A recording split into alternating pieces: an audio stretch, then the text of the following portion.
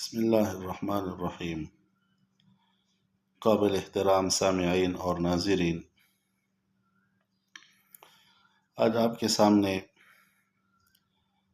اللہ رب العزت کی طرف سے انسان کے بخشش کا ذریعہ کے لیے جو تحفہ اللہ پاک نے دیا ہوا ہے وہ آپ کے سامنے بیان کرتا ہوں۔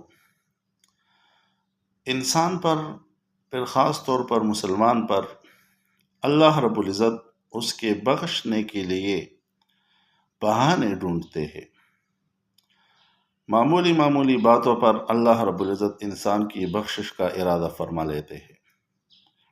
جیسے حضرت ابو ہریرہ رضی اللہ تعالیٰ عنہ سے روایت ہے، وہ فرماتے ہیں کہ نبی علیہ السلام نے فرمایا کہ جو بندہ رات کے وقت سورۃ دخان پڑھ لیتا ہے، سورہ دخان یہ 26ویں پارے میں ہے، ایک مختصر سی صورت ہے، 4-5-6 منٹ اس کے پڑھنے پر لگیں گے۔